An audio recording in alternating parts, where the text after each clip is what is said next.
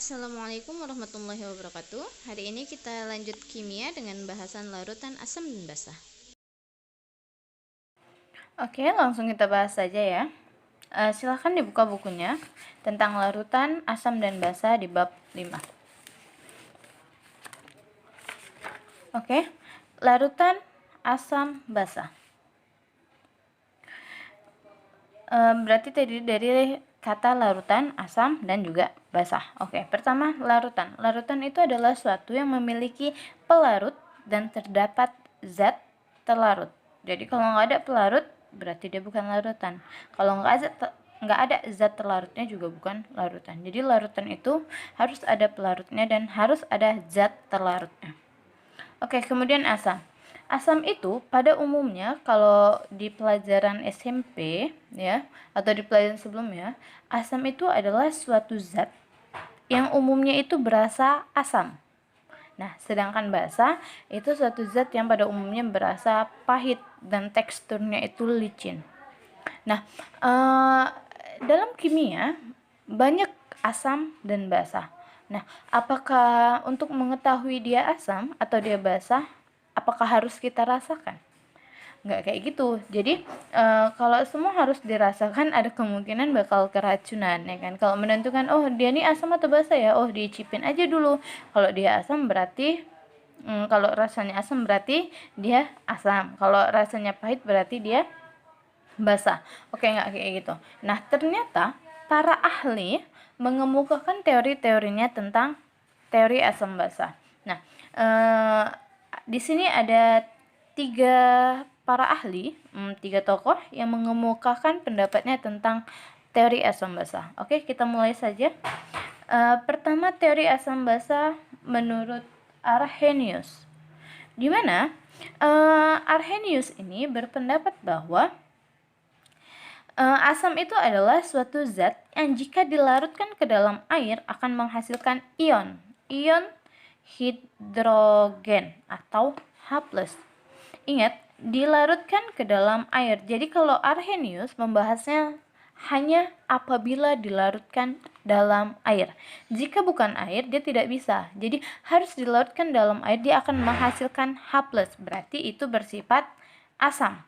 Sedangkan kalau basa sama, dia harus dilarutkan dalam air dan harus menghasilkan yang namanya OH- atau hidroksida. Ion OH- berarti dia bersifat basa. Kalau dia menghasilkan H+, dia bersifat asam. Kalau dia menghasilkan OH-, dia bersifat basa. Nah, contoh reaksi ionisasinya seperti ini. HCl, oke, ini akan terionisasi menjadi H+ ditambah Cl-. Karena dia menghasilkan H+, berarti di sini HCl adalah bersifat asam. Oke. Sedangkan NaOH, jika direaksi ionisasikan, itu menjadi Na+ ditambah OH-. Berarti ada OH- ya. Kalau OH- tadi apa? Berarti dia bersifat basa. Berarti NaOH di sini basa dan HCl bersifat asam. Oke. Nah, pada teori asam basa Arrhenius, dia berpendapat bahwa apabila asam ditambah basa itu akan menghasilkan yang namanya garam ditambah air. Garam ditambah air. Ini HCl, ini tadi asam kan? Apabila asam ditambah dengan basa akan menghasilkan garam tambah air. Nah, inilah reaksi dari Arrhenius. Pasti menghasilkan garam dan air.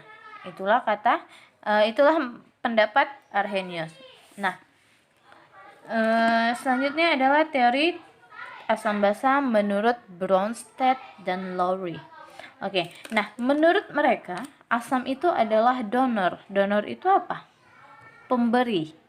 Donor proton, berarti dia memberikan proton, di mana protonnya itu adalah H+, berarti dia memberikan H+. Sedangkan basa itu adalah akseptor proton. Akseptor itu apa? Yang menerima. Ketika ada pendonor berarti ada akseptor. Berarti ketika si asam memberikan H plusnya ada si basa yang menerima H plusnya.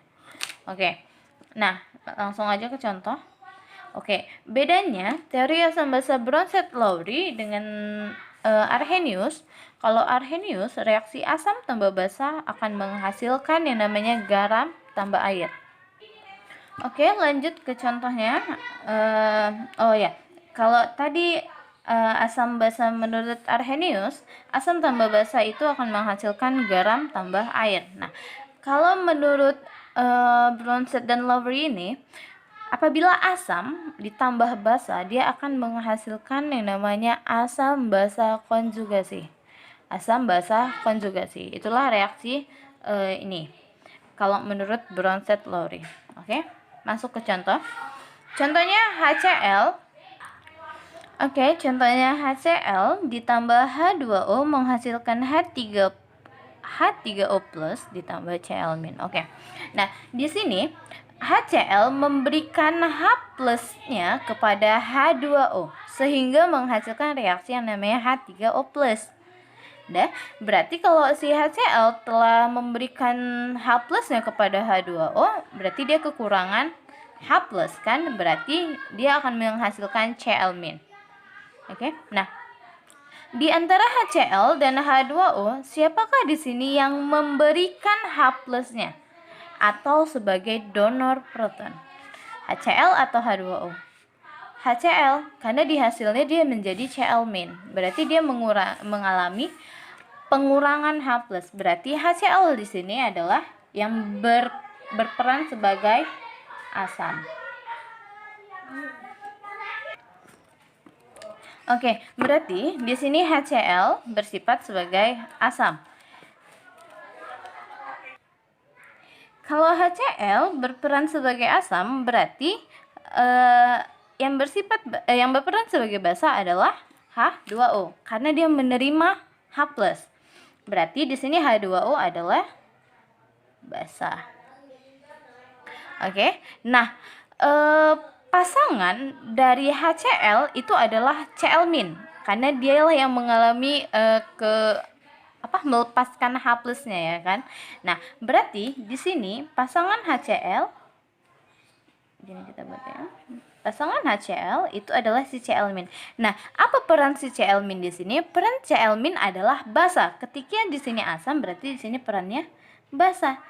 Tapi basa konjugasi. Oke. Sama kayak si H2O juga. H2O di sini bersifat basa. Berarti pasangannya adalah H3O. H3O di sini berperan sebagai apa? Kalau di sini berperan sebagai basa, berarti di sini berperan sebagai asam. Nah, tapi asam apa? Asam konjugasi. Nah, mereka adalah pasangan asam basa. Nah, kenapa Miss yang ini asam, kenapa yang ini basa? Coba kita balik reaksinya. Nah, kalau ini reaksinya bolak-balik. Jadi dari sini bisa ke sini, dari sini bisa ke sini. Oke, kita buktikan. H3O plus ditambah Cl-. Yang memberikan H plusnya adalah asam dan yang menerima H plusnya adalah basa. Oke. Nah, H3O memberikan H plusnya kepada Cl-. Nah, sedangkan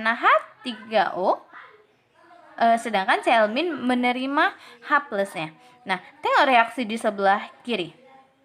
Nah, apabila H3O memberikan satu H plusnya ke Cl-, maka akan terbentuk yang namanya HCl. Nah, ketika H3O memberikan satu H plusnya kepada Cl-, berarti dia menjadi H2O. Makanya karena dia memberikan H3O memberikan H1H positifnya kepada Cl-, makanya ini bersifat asam. Sedangkan Cl- menerima H plusnya makanya bersifat basa. Oke, contoh yang kedua. Oke. H2O ditambah PO43- menghasilkan HPO42- ditambah OH-. Oke. Di sini di antara H2O dan PO43- siapakah yang menerima H+ dan siapakah yang memberikan H+? Tengok reaksinya. Oke. Di sini ada HPO3 yang tadinya PO43- menjadi HPO42-. Berarti di sini PO43- lah yang menerima H+. Berarti di sini dia bersifat basa. Sedangkan si H2O memberikan H+-nya. Berarti H2O di sini bersifat asam. Oke. Nah, lihat hasilnya. Ketika HPO42- yang tadinya PO43-, di sini dia bertambah H+-nya hanya. Berarti di sini dia berperan sebagai asam. Oke. Nah, sedangkan H2O berubah menjadi OH-. Di sini asam, berarti di sini menjadi basa. Tunggu dulu, tapi bukan asam basa aja, tapi asam konjugasi, gasi, dan basa konjugasi. Oke, berarti ini pasangannya sama ini, dan ini pasangannya sama ini. Oke, berarti mereka adalah pasangan asam basa konjugasi. Itulah menurut si Bronsted-Lowry. Sedangkan yang ketiga ada teori asam basa dari Lewis. Namanya teori asam basa Lewis. Nah, kalau Lewis ini identik dengan yang namanya ikatan kimia. Nah, jadi Lewis berpendapat bahwa asam adalah akseptor pasangan elektron. Nah, asam itu akseptor, berarti dia penerima, ya kan? Sedangkan basa itu adalah donor pasangan elektron. Donor itu berarti dia memberikan pasangan elektron. Nah, kalau misalnya yang dua teori tadi itu tinggal direaksikan kayak gini kan. Nah, kalau teori asam basa Lewis harus kita buat yang namanya ikatan kimianya. Oke. Masih ingat mengkonfigurasikan? Nah, oke. Di sini BF3 di mana boron B memiliki nomor atom, ini dilihat dari nomor atom ya. Nomor atom itu 5, berarti konfigurasinya 2, 3. F 9, berarti konfigurasinya 2, 7. Oke. Nah, N di sini memiliki nomor atom 7, berarti konfigurasinya 2, 5. Sedangkan H punya 1, berarti 1 lah, Miss. Oke. Nah, selanjutnya kita buat dulu bentuk Lewisnya. Oke, berarti kita buat B. F-nya B di sini 3. 1, 2, 3. F-nya ada 3. Oke, B memiliki elektron valensi itu 3. 1, 2, 3. Kita kasih titik-titiknya. Terus F itu di sini evalnya 7, tapi dia ada sebanyak 3 buah F miss yang mengikat si B. Berarti di sini F, di sini F, di sini F. F itu ada 7, 1, 2, 3, 4, 5, 6, 7. 1, 2, 3, 4, 5, 6, 7. Oke, ini bentuk si BF3. Udah, ditambah karena NH3. Kita buat atom pusatnya N ya. N itu punya elektron valensi 5. 1, 2, 3, 4, 5. Sedangkan si H punya 1 elektron valensi. Maksudnya. Dan H itu ada 3 yang mengikat si N. Berarti ini H, di sini H, di sini H. Oke. Nah, coba perhatikan di sini. Siapa yang mempunyai pasangan elektron yang bisa didonorkan? Donor itu memberikan kan, nah, berarti dia bisa memberikan pasangan. Pasangan itu 2 elektron ya, karena satu pasang elektron itu terdiri dari 2 elektron. Oke, di mana di sini yang memiliki pasangan elektron? Udah pasti sih NH3. Ini dia pasangan elektronnya. Nah, inilah yang diberikan ke BF3 sehingga digunakan secara bersamaan. Oke, makanya mereka bisa terikat. Bisalah menjadi NH3 BF3. Nah, jadi di sini siapa yang berperan sebagai asam, siapa yang berperan sebagai basa?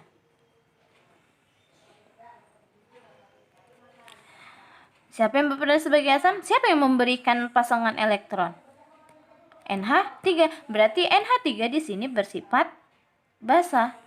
Sedangkan BF3 di sini menerima asepton, menerima pasangan elektron, berarti BF3 bersifat asam. Nah, inilah teori asam basa menurut Lewis. Ada perbedaannya karena berbeda. Kalau ini harus dibuat ikatan kimianya. Nah, untuk mengetahui suatu larutan itu bersifat asam atau basa, ada yang namanya indikator. Indikator itu adalah cara atau alat untuk mengetahui apakah larutan tersebut bersifat asam atau basa. Kan nggak mungkin nih dicipin, oh ini asam mis, berarti dia asam. Nggak kayak gitu. Ada alatnya. Nah, selain kita melihat dari reaksi-reaksi para ilmuwan tadi, nah, kalau secara kasat mata, oh kan misalnya nggak tahu nih ini rumus kimianya apa, berarti kan nggak bisa tahu nih kan dia asam atau basa. Nah, ada cara untuk mengetahui dia asam atau basa, yaitu dengan menggunakan indikator. Nah, indikator yang umum digunakan itu ada yang namanya kertas lakmus. Kertas lakmus itu terdiri dari dua warna, ada warna merah dan warna biru. Apabila suatu larutan nih mau kita uji, kira-kira dia asam atau basa ya? Oke. Sediakan dua kertas lakmus, yaitu warna merah dan warna biru.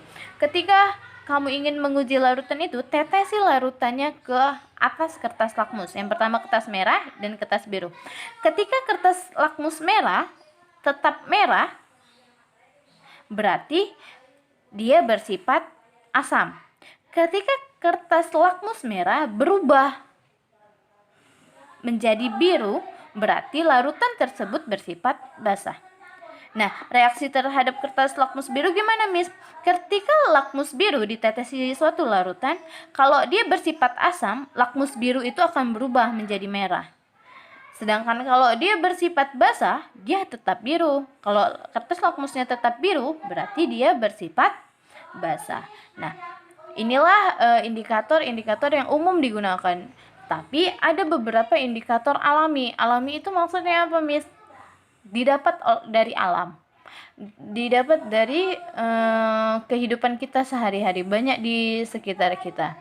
Nah, oke, demikian pembelajaran kita. Silahkan dikerjakan latihan nomor 1, 2, 3, 4, 5, dan 8. Oke. Ditambah, carilah minimal 5 indikator alami dan reaksi-reaksinya. Misalnya gini, indikator alami kunyit. Kalau dia larutan bersifat asam, kunyitnya itu berubah warna menjadi apa? Kalau dia bersifat basa, kunyitnya berubah menjadi apa? Oke, minimal 5 indikator alami beserta responnya. Bukan reaksinya sih, responnya. Maksudnya kalau kunyit direaksikan sama asam, apa jadinya? Silahkan dibuat dalam bentuk tabel. Oke anak-anak, Miss, demikian. Demikian pembelajaran hari ini. Wassalamualaikum warahmatullahi wabarakatuh.